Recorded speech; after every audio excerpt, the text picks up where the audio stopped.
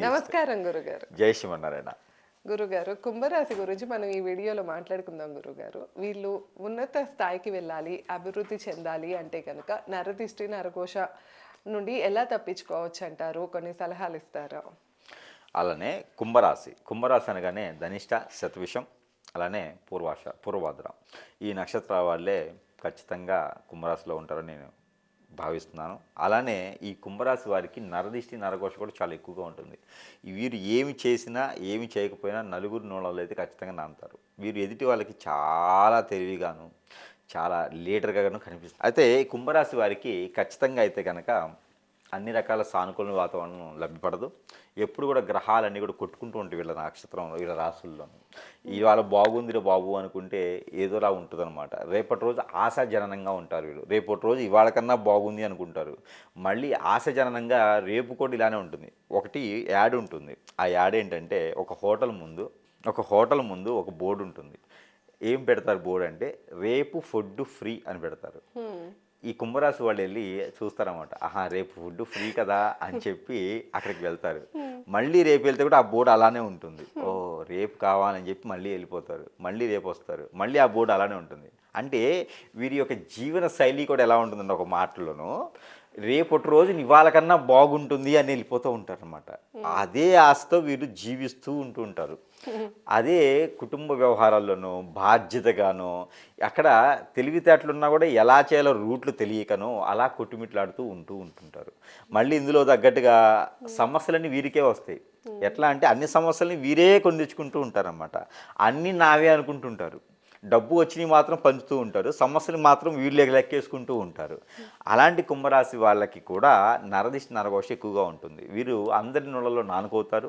అందరి సమస్యల్ని కూడా తీర్చేందుకు అనుకూలంగా మలుచుకుంటారు. వీరికి ధైర్య సాహసాలు కూడా చాలా ఎక్కువ అని చెప్పొచ్చు. ఒక్కొక్క సందర్భంలో ఇంట్లో వాళ్ళందరూ కోల్పడికి ఇక ఈ సమస్యకి పరిష్కారం లేదు అంటే కూడా అక్కడి నుంచి కూడా పరిష్కారం చూపించగలిగినటువంటి శక్తియుక్తులు కలవారనమాట. అందులో ముఖ్యంగా ఏంటంటే సమస్యలోనే పరిష్కారం వెతుకుతారు వీళ్ళు. కాబట్టి ఈ కుంభరాశి వాళ్ళతో చాలా డేంజరస్ అనమాట వీళ్ళతో. ఎందుకంటే ఎలాంటి సమస్య కూడా తీరిస్తే ఇక వీళ్ళకి పని ఉండదు కదా ఎదుటి వాళ్ళకి. కాబట్టి బాధ్యతగా ఉంటారు, నమ్మకంగా ఉంటారు. అన్ని సమస్యలు కూడా తీర్చేటువంటి విధంగా మార్గాలు వెతుకుతారు. Slow and study. ఒకసారి చేసే పని ఒకసారి కాదు, వీళ్ళు 4 సార్లు చేస్తారు. కోపం ఎక్కువే అణిసివేసుకుంటారు, తాపం ఎక్కువే అణిసివేసుకుంటారు, దాహం ఎక్కువే అణిసివేసుకుంటారు. ఏది కూడా సమయానికి తగ్గట్టుగా ఉంటారు వీళ్ళు, మలుచుకుంటూ ఉంటారు. ఇప్పుడు ఒక ఎమ్మెల్యే కూతురుగానో ఎంపీ కొడుకుగానో పుట్టారనుకోండి, వాళ్ళ స్థాయి తగ్గట్టే ఉంటారు. మెట్టినింట్లో లేకపోతే ఇంకో దగ్గరికి వెళ్ళినప్పుడు వారి స్థాయి ఎట్లా ఉందో చూసుకొని దాని తగ్గట్టుగా ఉంటారు. ఎదుటి వాళ్ళ పొరుగు తీయాలని మాత్రం ఖచ్చితంగా చూడరు వీళ్ళు. ఏది ఉన్నా కూడా లోపల పెట్టుకుని కూర్చుంటారు, అట్లానే ఉంటారు అన్నమాట బద్ధకంగాను. ఏది కూడా ముందుకి బయట వేరు, బయటపడరు. వీరు అంత ఈజీగా ఎవరిని నమ్మరు. అలాంటి వాళ్ళకి కూడా నరదిష్టి ఎందుకు రాదండి? ఖచ్చితంగా వచ్చింది. మరి వాళ్ళలో ఉన్నటువంటి మంచి విషయాలే కదా నేను. కాబట్టి వీరికి కూడా నరదిష్టి, నరఘోష ఉంటుంది. వీరికి పుట్టుతంతోనే కొన్ని రకాల దోషాలు పరిహారం చేయకపోతే పితృదోషాలు కూడా వీటిని బాధిస్తూ ఉంటాయి. దానివల్లనే వీరు జీవితంలో ఎంత చేయాలనుకున్నా కూడా చేయలేకపోవటం, బొగ్గులో పోసినటువంటి పన్నీర్లాగా అయిపోవటం వీరికి ఉంటుంది అనమాట. దానివల్లనే వీరు ఎదగలేరు. అలాంటి పితృదోషాలు కానీ కాలసర్పదోషం కానీ ఉంటే జీవితంలో ఎదగడం చాలా కష్టం. ఈ నరదిష్టి, నరఘోష అయితే మనిషిని జీవితాన్ని కుంగపరుస్తూ ఉంటాయి అన్నమాట. ఏ పని చేసినా ముందుకెళ్ళ నీవు. కాబట్టి ఇలాంటి వాళ్ళకి కనుక చిన్న చిన్న పరిహారాలు చేసుకోవచ్చు. అలానే జాతకంలో 4, 6, 9వ స్థానాల్లో శుక్రుడు కానీ శని కానీ ఉన్నట్టయితే, అలానే చంద్రుడు శని కానీ కలిసి ఉన్నట్టయితే కనుక ఖచ్చితంగా వారికి నరదిష్టి ప్రభావం ఉంటుంది. వారు చేసే పనులు కూడా 1కి 2 సార్లు చేయాలి, ముందుకు వెళ్ళలేవు అనమాట. అలానే వీరికి కుజుడు కానీ బుధుడు కానీ కనుక 4, 6వ స్థానాల్లో ఉన్నటువంటి గోచార ప్రకారం ఉన్నట్లయితే కనుక జీవితంలో ఎప్పుడు ఎదగలేరు వీళ్ళు. అలాంటి స్థానాల్లో ఉన్నప్పుడు, లేదంటే కనుక శని యొక్క దశాంతరదశ నడిచినప్పుడు, లేదంటే చంద్రుని యొక్క దశాంతరదశ నడిచినప్పుడు, బుధుని యొక్క దశాంతరదశ నడిచినప్పుడు అయితే మాత్రం ఖచ్చితంగా వీరు ఆరోగ్య ప్రకారం కూడా ఇబ్బంది పడుతూ ఉంటారు. అలాంటి ఆరోగ్య సమస్యలు కూడా వీరికి రాకుండా ఉండాలంటే కనుక ప్రతిరోజు తినేటువంటి వంటలో ఆలివ్ ఆయిల్ వాడటం, అలానే మస్టర్డ్ ఆయిల్ ఈ వంటలో వాడటం లాంటివి చేసుకుంటే కనుక వీరికి బాగుంటుంది. అలానే ఎక్కువగా వీరు వెల్లుల్లిపై ఎక్కువగా తింటూ ఉండాలి వీరు. దాని ద్వారా ఆరోగ్య సమస్యలు తక్కువగా ఉంటాయి. కాబట్టి వీరికి వెల్లుల్లిపై అనేది ఎక్కువ తింటూ ఉండాలి వీరు.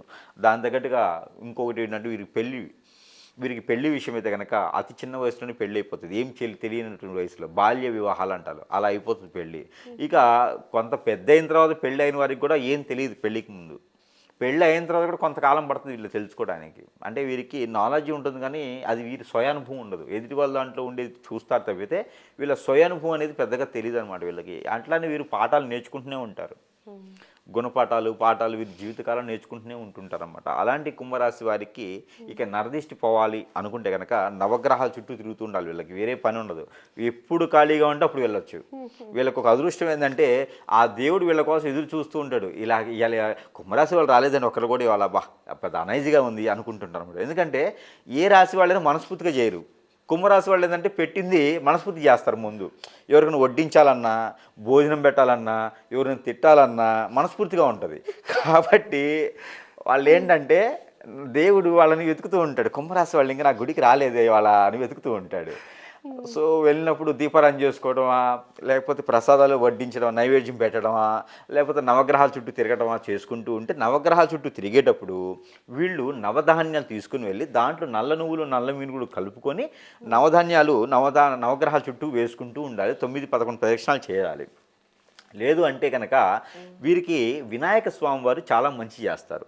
వినాయక స్వామి వారికి ఎప్పుడైనా అర్చన అభిషేకం చేసుకోవడం, పట్టు వస్త్రాలు సమర్పించడం ఇలాంటివి చేసుకుంటుండో గరికా బెల్లం పెడుతూ ఉండాలి. ఎప్పుడైనా అవకాశం ఓపిక ఉన్నప్పుడు ఇంట్లో అయినా వినాయక స్వామి వారిని తలుచుకుంటూ గుంజిళ్ళు తీయాలి.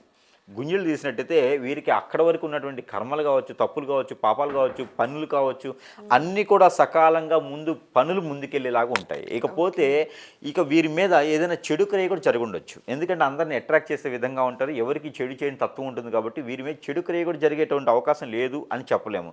భార్య భర్తలు దూరం అవటం కానివ్వండి, చెడు క్రియలు జరగడం కానీ జరుగుతూ ఉంటుంది. ఇక వీరి జీవితంలో ఎదగాలి అంటే కనుక 21 సంవత్సరంలో ఒకసారి అదృష్టం వస్తుంది వీరికి, 27వ సంవత్సరంలో అదృష్టం ఒకసారి వస్తుంది, 31వ సంవత్సరంలో అదృష్టం ఒకసారి వస్తుంది. ఇక లాస్ట్గా అయితే కనుక 38 సంవత్సరాలు వస్తుంది. ఇక ఇంక అవకాశం ఉండదు. ఈ 38లో వచ్చినటువంటి అవకాశాన్ని కనుక వీళ్ళు అందుకోలేకపోతే ఇంక జీవితంలో వీరు ఉన్నా లేకపోయినా ఒకటే అని చెప్పుకోవచ్చు. అంటే వీరికేమి కోట్ల రూపాయలు ఒకటేసారి మీద పడవు, ఉన్నా కూడా వీళ్ళు తీసుకోరు. వారికి ఎంతైతే ఉండదో, ఎంతైతే కావాలో, ఎంతైతే వారికి వస్తుందో అంతవరకు వాళ్ళు క్యాలిక్యులేషన్ చేస్తారు. అలాంటి కుంభరాశి వారికి ఏంటంటే డబ్బులతో పని కాదు, పనితోనే పని వాళ్ళకి. కాబట్టి వాళ్ళగా స్వయంగా వెతికితే మాత్రమే వాళ్ళు ఒప్పుకుంటారు. ఎవరైనా వీరి ద్వారా ఎదిగితే వాళ్ళు ఒప్పుకోరు, వాళ్ళు దానికి సహకరించరు. కాబట్టి అలాంటి వాళ్ళతో కొంచెం డేంజరస్ అని చెప్పొచ్చు, మంచివాళ్ళు కాబట్టి. అలాంటి వాళ్ళకి ఏంటంటే కనుక మరో పరిహారం కూడా ఉంటుంది. అదేంటంటే ఉదయించే సూర్యునికి నీళ్లు ఆజ్నివ్వటం, ఎక్కువగా వీరు ఉదయాన్నే మిరియాలు తినడం, నైట్ పూట లవంగాలు తినడం లాంటివి చేస్తుండాలి. ఎక్కువగా వీరు స్వీట్ తింటూ ఉండాలి. అలాంటి స్వీట్ పదార్థాలు మనకి కిస్మిస్, బాదం లాంటివి ఉంటాయి. అలాంటివి తిన్నా కూడా వీరికి ఎన్నో రకాలైన సానుకూల వాతావరణం ఉంటుంది. ఆకుకూరలు అనేది ఎక్కువగా తింటూ వీరికి మంచిది జరుగుతూ ఉంటుంది. ఆకుకూరలు కూడా ఎక్కువగా తింటుండాలి వీరికి. అలాంటప్పుడు ఆరోగ్య సమస్యలు కూడా వీరికి ఎక్కువగా రాకుండా ఉంటాయి అన్నమాట. ఇంకా ఏదైనా సమస్య ఉందంటే ఖచ్చితంగా దగ్గరలో ఉన్న గురువు గారిని సంప్రదిస్తే కనుక వీరికి ఉన్నటువంటి సమస్యలకి పరిష్కార మార్గం అయితే ఖచ్చితంగా చూపించడానికి అవకాశం ఉంటుంది. కాబట్టి అలాంటి ప్రయత్నాలు చేసి అదృష్టవంతులు అవ్వచ్చు. ఇక నరదిష్టి కోసమే అయితే కనుక ప్రతిరోజు కూడా వీరు ఉప్పు తీసేసుకోవాలి. దిష్టి ఒక చిటికెడు ఉప్పు లేదా ఒక గుప్పెడు ఉప్పు తీసేసుకొని వారే దిష్టి తీసేసుకొని పారేటువంటి నీటిలో కానీ ఇంట్లో షింకులో వేసి నీళ్లు కొట్టినా కూడా వెళ్ళిపోతూ ఉంటుంది. కాబట్టి అలాంటివి చేసుకోవచ్చు. ఆవాలు, ఎండుమిరపకాయలు 2 కలిపి దిష్టి తీసుకోవాలి. అలా చేసినట్టయితే నరదిష్టి నరఘోష ఖచ్చితంగా పటాపంచలైపోతుంది. సో కుంభరాశి గురించి అయితే మనం ఎన్నో విషయాలు ఈ వీడియోలో తెలుసుకున్నామండి. ఇంకా మీరు ఎలాంటి సమస్యతో ఇబ్బంది పడుతున్నా గురువుగారిని సంప్రదించాలి అంటే కింద స్క్రోల్ అవుతున్న నెంబర్కి కాంటాక్ట్ అవ్వచ్చు. ధన్యవాదాలు.